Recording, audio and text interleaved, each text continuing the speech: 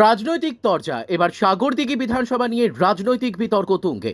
Torch মারলেও বিরোধী খুঁজে পাওয়া যাবে না, এমনটাই মন্তব্য করলেন সাগরদিঘির বিধায়ক বাইরন বিশ্বাস। বিতর্ক শুরু হয়েছে সাগরদিঘি বিধানসভা নিয়ে। বিরোধীরা প্রশ্ন তুলছে, সাগরদিঘিতে বিরোধী আছে কিনা আগামী 2026-এর সাগরদিঘি 60 নম্বর বিধানসভা নির্বাচনে দেখা যাবে।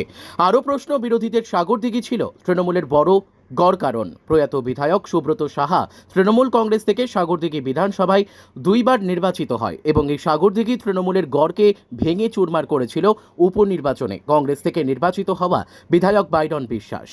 পরে দলবদল করে অভিষেক ব্যানার্জির হাত ধরে তৃণমূলে কংগ্রেসে যোগদান করেন বাইরন বিশ্বাস। এখন তিনি মন্তব্য করছেন, বিরোধী বলে কিছুই নেই, সাগরদিঘিতে টর্চ মারলেও খুঁজে পাওয়া যাবে না। এই নিয়ে জঙ্গিপুর মহকুমায় রাজনৈতিক চাপানোতর শুরু হয়েছে। এই নিয়ে তীব্র মন্তব্য করলেন বিরোধী রাজনৈতিক শিবিরের নেতৃত্ব। এখন দেখার বিষয়, মুর্শিদাবাদ তথা জঙ্গিপুর মহকুমায় সাগরদিঘি 60 নম্বর বিধানসভা কার দখলে থাকবে, উত্তর পাওয়া যাবে নির্বাচনের পর। বিরোধী নেই, বিরোধী কোথায়? বিরোধী শূন্য। বিরোধীরা বলছে যে যেসব প্রতিশ্রুতি দিচ্ছে কিন্তু সবই ঢপ, এরকমই বলছে বিরোধীরা।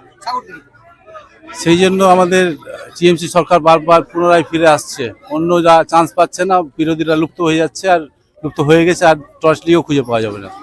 বুঝতে পারবে বিরোধী আছে কিনা, ভোট এলেই বুঝতে পারবে বিরোধী আছে কিনা।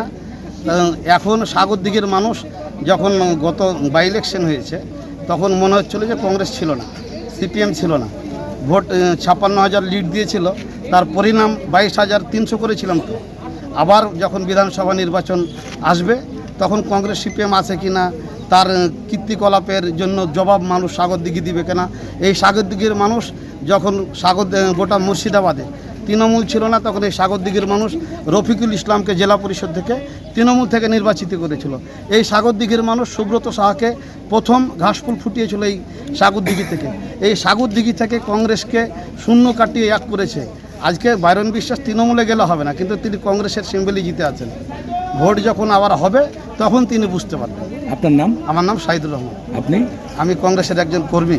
Thank you. সাগরদিঘি বিধানসভায় প্রথমত তিনি প্রার্থী হয়েছিলেন কংগ্রেস থেকে। সাগরদিঘির মানুষ, জনসাধারণ, সেখানে ত্রিমুখী লড়াই হয়েছিল, কংগ্রেস, তৃণমূল, বিজেপি। সেই জায়গাতে আমাদের একটা ভূমিকা আছে, বিগত দিনেও ছিল, এখনও সেই সংগঠন আমাদের সাগরদিঘি বিধানসভায় আছে। তিনি যেটা বলেছেন এটা ভুল বলেছেন, কেন তিনি প্রথমত কংগ্রেসে ছিলেন, তারপর তিনি নিজেই স্থান ঠিক করতে পারেনি, আবার টিএমসিতে চলে এসেছেন। তো সেখানে টিএমসি গোহারা হয়ে হেরেছিলেন। সামনের দিনেও টিএমসিতে যদি তিনি সেই ভূমিকায় থাকেন তাহলে সেই বিধানসভায় তিনিও হারবেন। আপনার নাম পরিচয়?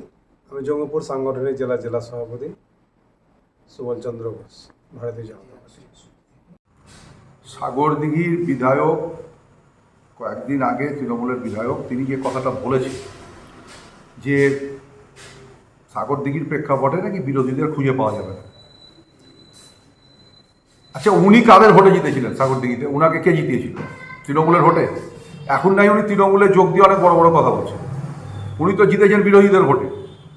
তাহলে বিরোধীদের ভোটে জিতার পরে উনি যদি পদত্যাগ করে তারপরে যদি আবার ভোটে দাঁড়িয়ে তৃণমূলের প্রতীকে দাঁড়িয়ে জিততেন, দিয়েই কথাটা বলতেন, তাহলে ওনার মুখে এটা মানাতো। কিন্তু উনি জিতে দল পরিবর্তন করলেন। এখনো তো পরীক্ষা হয়নি সাগরদিঘির ময়দানে। পরীক্ষাটা হোক না, পরীক্ষাটা হলে বোঝা যাবে বিরোধীরা আছে কি না ওখানে, বিরোধীদের দূরবীন দিয়ে দেখা যাচ্ছে কি দেখা যাচ্ছে না।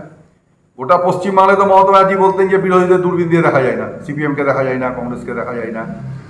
সেখানে আজকে মমতা ব্যানার্জিকে 21শে জুলাইয়ের মঞ্চে দাঁড়িয়ে সিপিএমকে আক্রমণ করতে হচ্ছে। আর প্রতিদিনই তৃণমূলের নেতারা কোথাও না কোথাও তৃণমূলকেই যোগদান করিয়ে বলছে যে সিপিএম থেকে এত লোক যোগদান করলো। তাহলে সিপিএম নাই যদি না থাকে, বিরোধীরা না থাকে, তাহলে যোগদান করছে কে?